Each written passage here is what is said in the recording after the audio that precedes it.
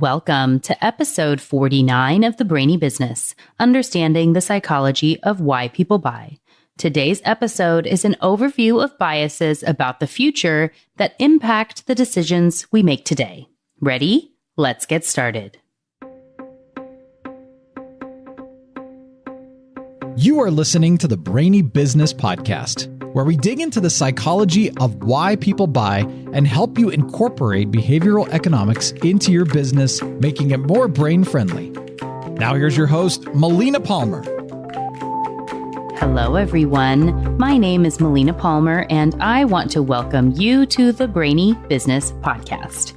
This week, we are continuing our series on all the biases, and this actually marks the halfway point, 4 of 8 categories. We started with personal biases, how we think about ourselves, and then how we think about other people, both individuals and groups. Last week was about memories, and of course today we're talking about how our biases are different when thinking about the present versus the future, and how our thoughts about the future can impact the decisions we make today. Next week, we're going to wrap up this section in talking about selective attention, more of how things grab our attention in the moment. And then we'll take a break from biases before coming back with the final installment on the lazy brain, math is hard, and nostalgia and stories. There are, of course, links to all those past episodes in the show notes, along with links for any shout-outs and relevant articles. You can find them in the app you're listening to or by visiting thebrainybusiness.com/49. If you're already on the subscribers list, thank you. And you received the link to this episode in your weekly email from me, which comes every Friday when new episodes are released. If you're not yet on the list and would like to be, just sign up for any freebie and you'll be automatically added. And those of you in the States can text the word Brainy, BRAINY, to 345-345 and be automatically added to the list.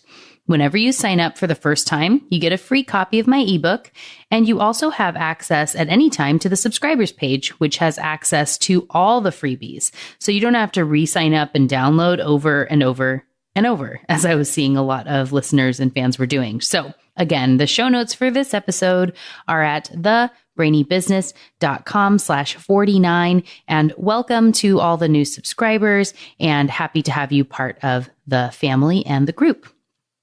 Today is a special tweet of the week in honor of World Book Day, which was a couple weeks back by the time this comes out. On World Book Day, I asked the question on Twitter, what book has changed your life? At WagsRJ said Magic of Self-Direction by David S. Schwartz, and that he never would have gone to college if he hadn't read it. And Business Bros Podcast said Rich Dad, Poor Dad by Robert Kiyosaki. You've heard me mention it on the show before, but A More Beautiful Question by Warren Berger is one of my all-time favorite books, and I highly recommend it to everyone. I'm also a fan of Fierce Conversations by Susan Scott. What's your favorite book? Come find me on Twitter as The Brainy Biz to let me know and join the conversations. You might just find yourself featured in a future tweet of the week, like WagsRJ and Business Bros Pod. There are links to each of their Twitter pages in the show notes. All right, let's talk about present versus future biases. This episode will also get into risk because that's rooted in the difference between how we think about today versus tomorrow. It seems fitting to start with present bias. People want their payoffs now. So when considering trade-offs that are between 2 points in the future, humans tend to place a greater weight on the date that's closer to now.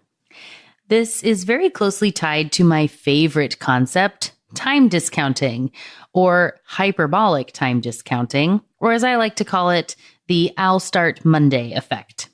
People want immediate payoffs, so they tend to make decisions today that their future self would not be happy about or would prefer not to have made, even though the reasoning is the same. One great example of this would be that when planning meals for the coming week, 74% of people chose fruit. When the food was for the current day, 70% chose chocolate. I call this the I'll start Monday effect because of all the times we've said we'll start our diet or exercise plan or saving money or quit smoking or whatever on Monday, but we're recommitting a future self, which our brain sees as a different person. And don't worry, there will be a whole episode about this soon. It's easy to commit future Melina to do things, but when it comes time for me to actually get up at 5 a.m. to run, it's easier to hit snooze, which benefits present me, even though it's at future me's expense. Due to diversification or projection bias, we may think our future self will want more variety than we really want or will use, which is why you might pack 3 books for a 1-week trip or pack 8 outfits for 3 days. I may or may not do this. This probably also ties in optimism bias when your diversification makes you think you'll want options that are virtuous, like reading business books, but also bring magazines or whatever your vice books may be. And you only end up reading those ones and completely ignore the virtuous things you would aspire to read because you didn't actually need to bring them with you, but because you had this picture of who you could be or who you would want to be or all the things you might want to do on vacation or on that business trip or whatever it is, you bring a wide assortment of options that you don't really need because you think your future self will want the choices, but then it's going to revert and wear the same sneakers over and over again, or just read the, whatever magazine you like. I personally read Real Simple and HGTV magazine. I don't know what you read. You should let me know on social media. Give me a shout out on Twitter where I'm at the Brainy Biz and let me know your favorite magazine or sort of guilty pleasure. So maybe you would be scanning through Instagram instead of actually reading the book you brought. I may have done that before. Anyway, due to impact bias, we overestimate the duration of intensity of the impact of how we will feel in the future. So if you lost a job or a client today, you may think you will feel awful forever and make bad decisions today based on the assumption that that emotion will maintain its intensity longer than it actually will. So try not to make big decisions when something really good or really bad happens, as your choices about the future may be clouded. We are also victim to projection bias, which means we overestimate how much our future self will share the preferences we have today, which can lead to less than optimal choices. This might be why you buy into a program today that you think you may need in the future or will want to invest time in, but will not care about 6 months from now. Or, as I learned from my Uber driver this morning, why 11% of people get their tattoos removed at some point. One reason some people might get tattoos in the first place is because of reactance. This is the urge to rebel and do the opposite of what someone wants you to do, to hold on to some form of control and power. If you're having visions of a small child, I'm definitely thinking about a tantrum my almost 3-year-old was pitching today, yesterday, the day before. This is something that, children do all the time. And remember, our subconscious brains are basically just small children. So those biases stick with us forever. The thing you might want to ask yourself, if you've ever done this, or if you might be doing this, is to say, to prove a point now, you might be making a choice that will negatively impact your future self. And know that employees or children may be doing this as well. One thing that I don't think has negatively impacted my life, but is an interesting example of this that I always sort of reflect on is I have somehow managed, I guess it came out in 2014. So in 5 years, I have managed to never see the movie Frozen, and I've never heard the entire song of Let It Go. And Yes, I have a 3-year-old girl in the house. And yes, I've been to Disneyland since Frozen has come out. And actually, they've all seen Frozen, but I've managed to not do so. And I feel like now it's sort of a point of pride, and I'm rebelling to where I would go out of my way to not watch it, even though I would probably like it. I like the actors that are in it, and I love Disney movies, but now it's sort of this control piece to say that I've never done it, and I'm rebelling against, I don't even know what. But so far, I have managed to not see that, and I have chosen not to do so for whatever reason, but I continue to rebel against whomever. Anyway. This might lead to, I'm looking at my notes, which says this might lead to irrational escalation. I kind of went off on a tangent to talk about Frozen. I suppose it's an irrational escalation that I am now at this point, and I sort of refuse to watch a movie, and I have no idea why. But this is also known as the sunk cost fallacy, where people will keep spending and justify pouring money into a bad prior investment, even though evidence shows it's bad. This is throwing more money at the problem to try and fix it and recoup the costs and win, and it almost never works. Someone addicted to gambling may lose $5,000 and then take out another $5,000 to try to win their way out of the hole, and then another 10, and so on, instead of just accepting the loss and moving on. In business, if you invest in something that doesn't pan out, your brain is biased and hardwired toward you putting more money into fixing. This is that loss aversion at play, instead of just scrapping it and moving on with what might be a better investment, and accept that that was a learning opportunity and that you maybe paid 5, 10, however many thousands of dollars or whatever it is to learn a lesson. And maybe the lesson was that you don't have time to do this project right now, or that it isn't really a great investment for you, or that your customers don't like or want this thing. The lesson learned doesn't have to be what you intended going in. And hopefully that sort of reasoning can help you to overcome that bias, so you don't just keep pouring money into a sieve, because that is never going to be beneficial for you. I talked about willpower and ego depletion in episode 32 about the overwhelmed brain, and the studies by Texas A&M on the battery versus snowball brain. In case you don't remember or haven't listened to that episode yet, it's essentially, if you make a good choice in the morning to go for a run, and then the cupcakes come around the office at 2:00, and you justify your choice to eat a cupcake because you ran in the morning and you earned it. Your willpower is a battery, which is depleted, and you're giving in to the whim of your present-minded subconscious at the expense of your future self. Whereas if you say no to that cupcake because you ran and you don't want those extra calories to undo what you had done, and you know how terrible it was to run for that amount of time or whatever, it's a snowball, which keeps you on track. As your brain gets overwhelmed, your subconscious is more likely to take the reins, meaning you will make more battery and present-focused decisions instead of snowball, future-focused decisions.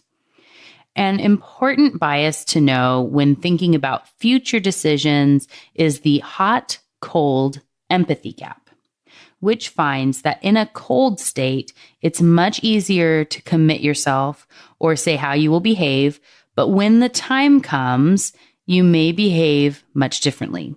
For example, people say they want to save for retirement and that they'll increase their allocation when they get a raise.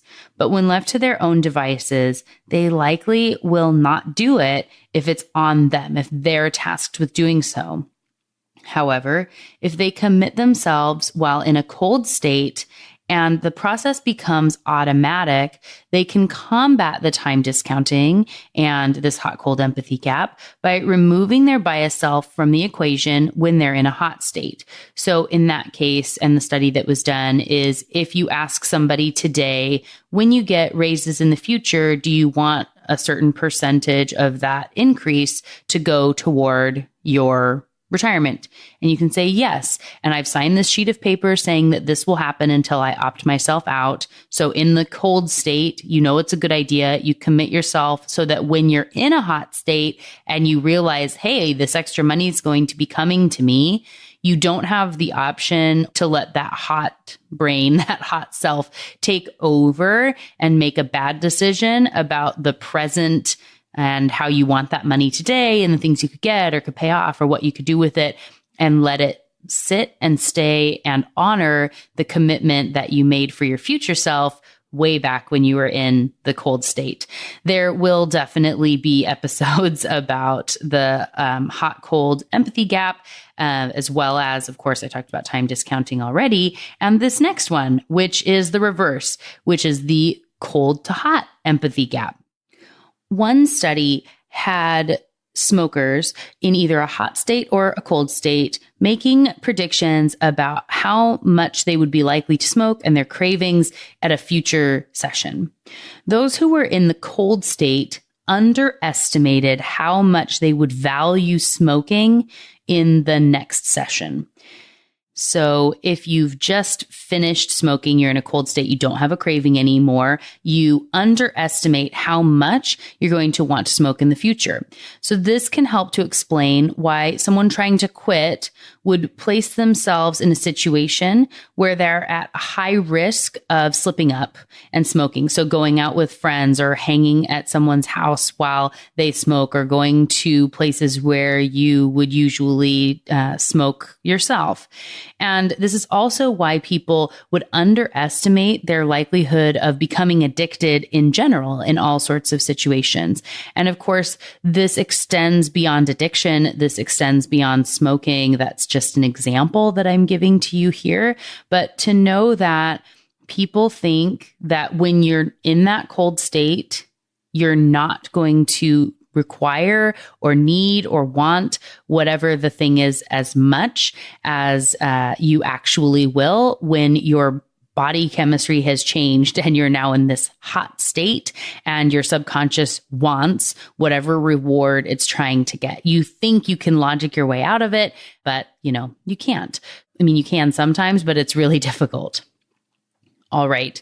Now that we've finished that, let's talk a little bit about losses and risk. I won't talk too much about loss aversion since that was the focus of episode 9, but for those of you who have not yet listened, people are impacted more by losses than gains, and it takes double the joy felt by a gain to equal the pain that's felt by a loss. Similarly, we also have dread aversion. And just like loss aversion, dread results in double the emotional impact of savoring. So it takes twice as much savoring of a positive moment to equal the emotional toll that is felt by dread. While it may seem like we don't like to dread, the human brain will often get stuck and into this fear-based state and get addicted to dread and things. And it is a painful sort of emotion and a state to be in. It is still providing some sort of a reward for the brain. And the reward is more than the emotional impact, the reward and benefit of savoring something good. So what you would want to keep in mind from this is knowing that while you may consciously want to come out of dreading something in the future, as long as your subconscious is still getting some sort of a reward or a benefit from the physical act of dreading, you would need a lot of extra savoring and positive benefit and something to enjoy in the moment to combat the dread at least twice as much to help you kind of get out of that space. So whether it's, employees overcoming something or fearing something that's coming, to get them to think about the present moment and savoring and enjoying the now needs to be a lot more impactful than the thing that they're dreading in the future, to kind of jog out of that and get out of the space. So you have to make more efforts for today to make the benefit more real and get them out of that future spot. As I discussed before in the same episode on loss aversion, humans are biased toward maintaining the status quo. We like things to stay the same and are not big fans of change. We tend to beef up the status quo and defend it more than may be warranted because of system justification. And due to normalcy bias and not wanting to think about change, we may refuse to plan for or have the proper reaction to a disaster, which has never happened before, even if it's completely justified and could happen, and there's evidence to support its possibility. Because of the endowment effect, we overvalue things we own even when we came by them arbitrarily. So if I gave half of the listeners an envelope with $2 cash inside and the other half a $2 lottery ticket, when asked if they would like to trade, most people will not, because they've placed a higher value on the item they have. Those with the cash will see the lottery ticket as a potential worthless piece of paper, while those with the lottery ticket in hand see the possibility of it being a winner and not wanting to lose out on that potential, even though the likelihood of winning is very small and their future self may be disappointed when they do not win and realize they could have had $2 in cash. Now, as we think about reducing risks, we do not really like risk and will avoid it when we can. Due to a zero risk bias, we humans prefer to reduce a small risk down to nothing than we would like to take a bigger reduction in a larger risk. So we would rather have a sure thing, even if it reduces the loss from 1% to 0, than take a 50% chance of losing down to 40 or 45%. That is having that sure thing just feels better to our brain, and we would want to take the benefit now instead of waiting later. This is if you give a kid a marshmallow and say if you wait 2 minutes, then you can have 2 marshmallows. What if it was that you had to wait a day or a year or a week or 3 months or whatever that ends up being, that the risk of waiting longer is not beneficial? And if you were to say, well, instead of waiting 1 week, what if you only waited 2 days? It's not enough of a benefit as to going from, waiting 2 minutes to just taking the marshmallow now. And because of risk compensation, or the Peltzman effect, we're more likely to take a greater risk when our perceived safety increases. The basic example here is because there's more perceived safety achieved by driving with a seatbelt on, people may actually drive worse and pay less attention than if they were not forced or mandated to wear a seatbelt. So when you think you are more safe, when something has been put in place that makes you feel safer, you're more likely to take risks in other areas. I don't know if this is necessarily in a rebelling way on behalf of the brain, but you sort of just accept that that is something that's providing you safety. And so you don't take these other areas into account. So potentially wearing a seatbelt, knowing you have airbags, means you are more likely to text and drive than if you were in a car where you didn't.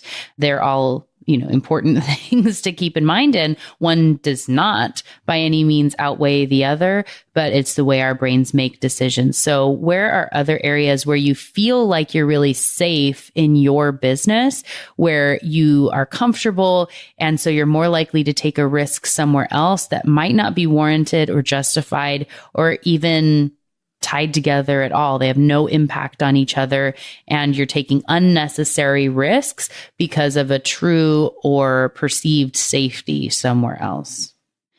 Much like the sunk cost fallacy I talked about earlier in the episode, because of the pseudo-certainty effect, we're more likely to make choices that avoid risk if the expected outcome is a good one, but seek out a risk in an attempt to avoid a negative outcome.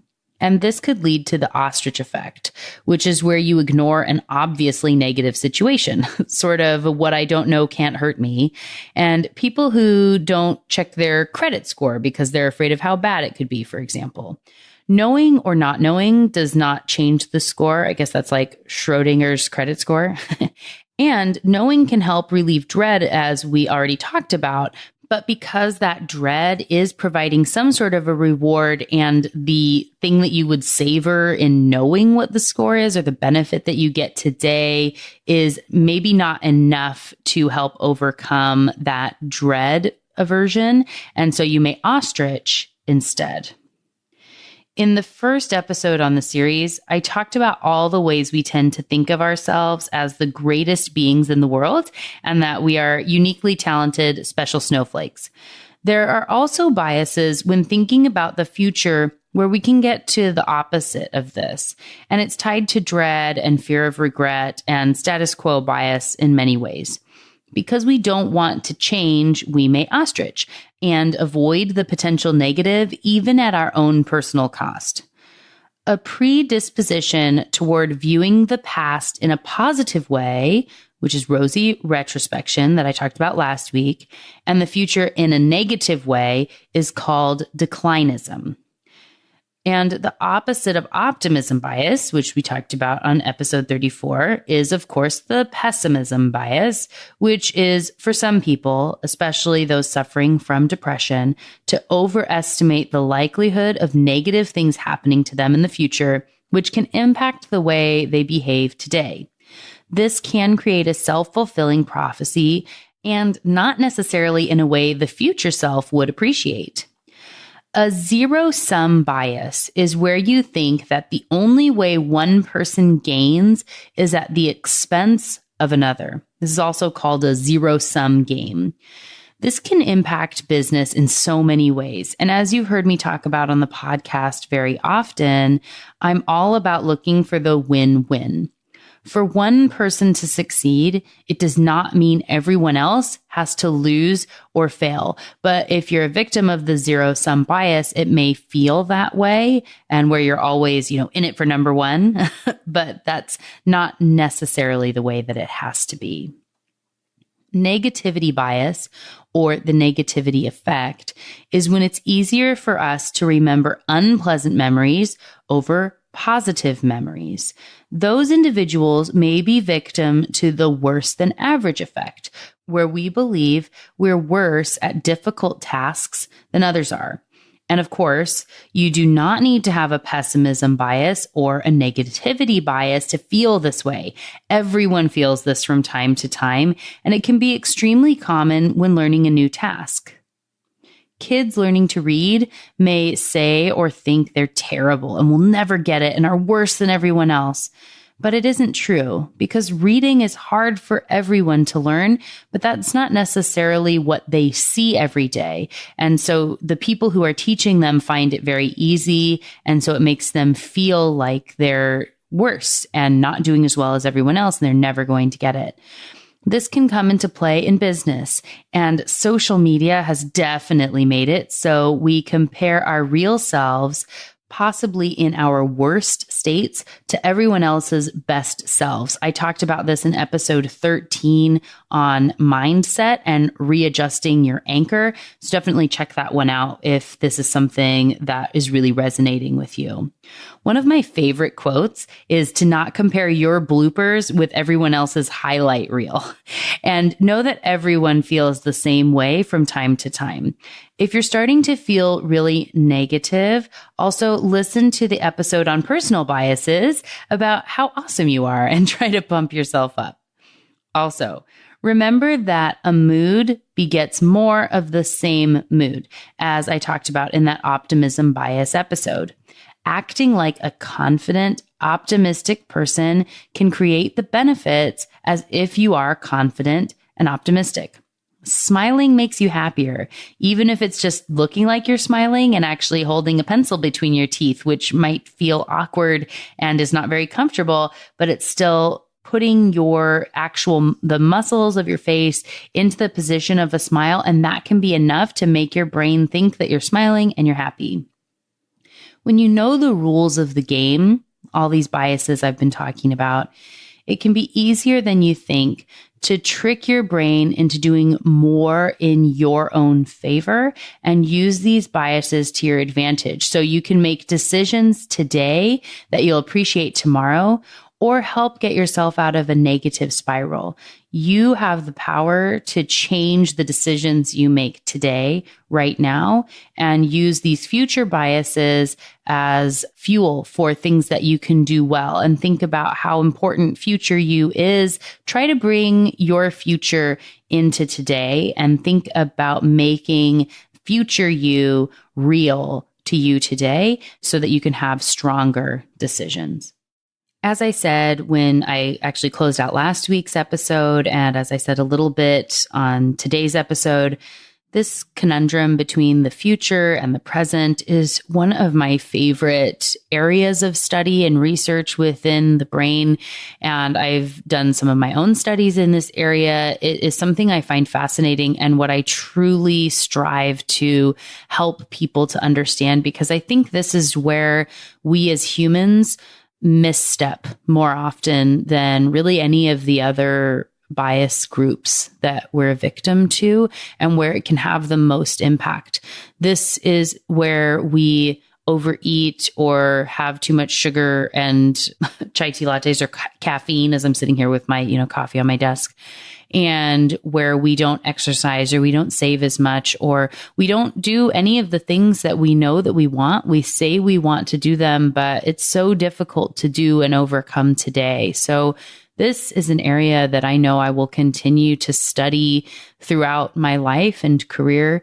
And if this is something that you have struggled with, or if there's an area that I haven't addressed here yet and that you have questions about and you want future episodes to be talking about when I do get into the hot, cold empathy gap and time discounting and all of that, please do reach out to me.